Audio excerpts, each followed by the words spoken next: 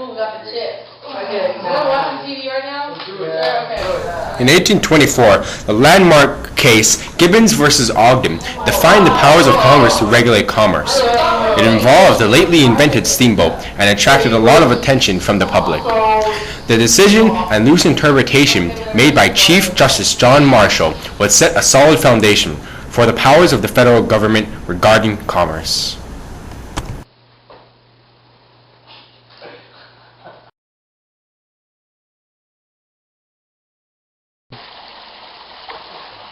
What are you doing here? It's New York State. What are you talking about? I'm just trading. By whose permission? I have federal government permission. Federal government permission? I've been given complete control of this river under New York State law. I don't care what New York State law says. I have federal government permission.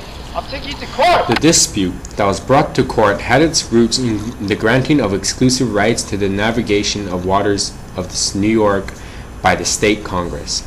Ogden, who had obtained a license to operate within the state, had a monopoly on the steamboat trade business.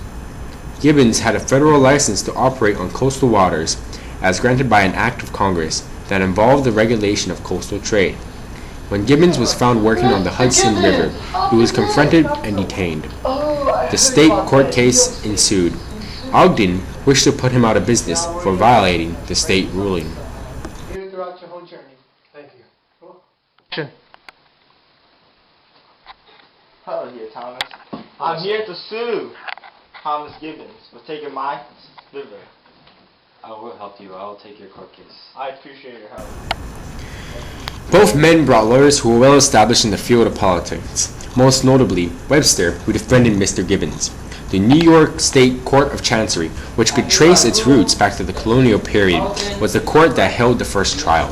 The court, which was attached to and probably biased towards the state, whose laws they had already sanctioned, held that Gibbons was guilty of the charges and was in violation of the state legislation, which did not contrast to the federal law. Gibbons appealed to the Supreme Court. The Supreme Court was to overturn the ruling and rule in favor of Gibbons. Chief Justice John Marshall held with his tradition of leaning towards the Federalist views and the power of the national government against the states. He saw the issue as a contradiction between the federal and state governments, and yet the states must yield to the supremacy of the whole or national government. The Act of Coastal Commerce passed by Congress was constitutional by the Supreme Court, and furthermore, the acts granting a monopoly on the waters were not. The main part of the Constitution called into question for the interpretation was the Commerce Clause. It stated that Congress was entitled to have complete authority to regulate commerce among the states. To Marshall, among was the same as intermingled with, and commerce included navigation. The interstate waterways that became among the states and within the jurisdiction of the national government. The Supreme Court ruled that, even though the regulation of trade within the state was left to the state's government, the question was interpreted as among the states and was decided by the federal government. In addition to this, Marshall remarked that it was in the spirit of the Constitution to have the federal government rule on such large and extensive subjects such as commerce, or else the states would engage in conflict. The legacy that the case left was the empowering of Congress in regard to commerce.